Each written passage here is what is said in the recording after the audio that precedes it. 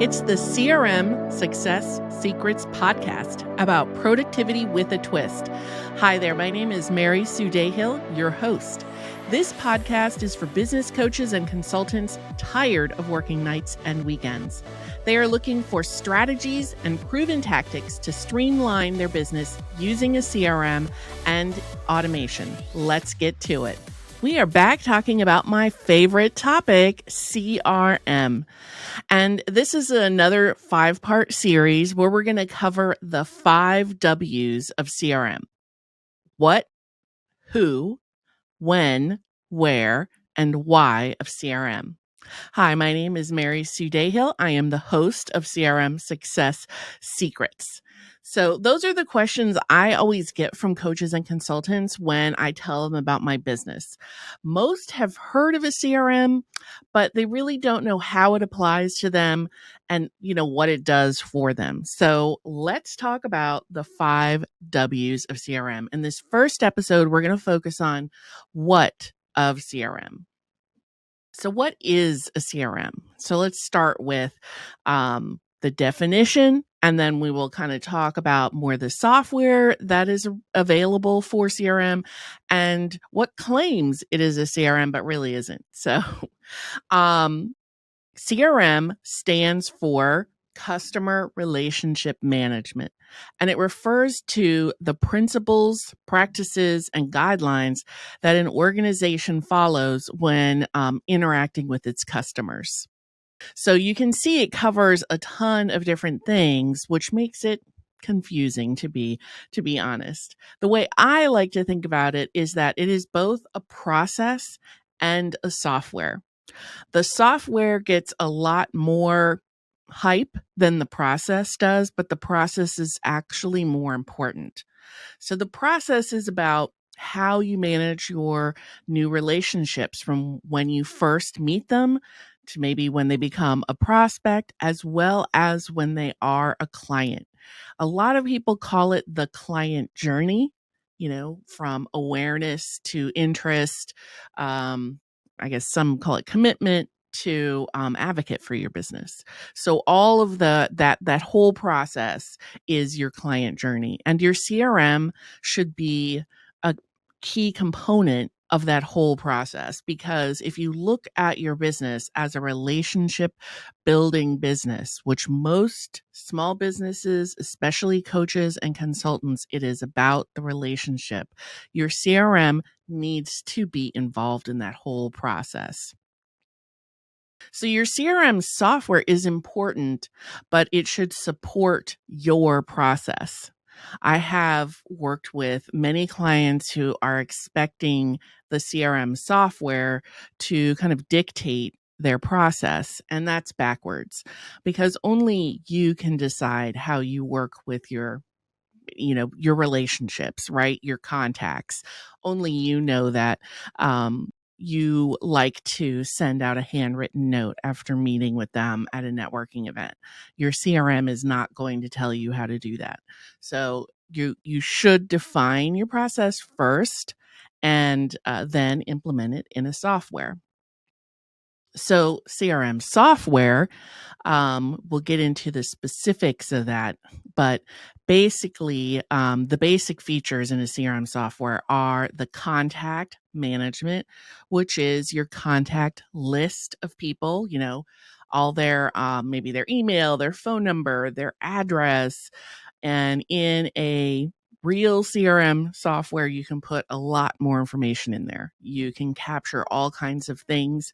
Maybe they fill out a form, they complete a survey, and all of that is captured on their contact record so that you as the business owner can go to that contact record and find the appropriate information about them at that stage in your relationship building. So CRM software must have a robust contact management feature. Secondly, CRMs should also have a sales management component, because CRM was started really for sales organizations, for managing the relationship building process and tracking the progress of their relationship building through their sales process, through the stages, from when they first meet them and contact them to all of the follow-up that they're doing, to a sales presentation, to sending the proposal and finalizing the new client relationship. So sales management is important, and this includes a couple different things. A sales pipeline, which is like a visual representation of your sales process so that you can put, usually they're called cards under each stage. You have multiple stages in your process, and you're just tracking where that person is in that stage. So sales pipeline can be incredibly powerful. I believe that it really helps me to stay focused on the next step in my relationship building with clients.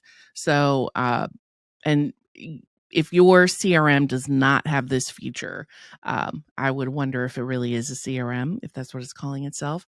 Most CRMs will also allow you to have multiple pipelines. So you obviously have your sales pipeline, but maybe you have a networking pipeline or a partner kind of nurture pipeline. So depending on what your process is, you can create a pipeline for each of those relationship building processes. And that gives you a lot of flexibility. So I consider the CRM the heartbeat of your business because all of your contact information should be coming into your CRM. All of your relationship activity should be recorded in your CRM, and all of your kind of follow-up tasks should also be recorded in the CRM. So it is your one-stop shop for what you want to know about your contact and your relationship with that person. So we covered kind of the basic features in your CRM software and wanted to kind of expand on where CRM is really going.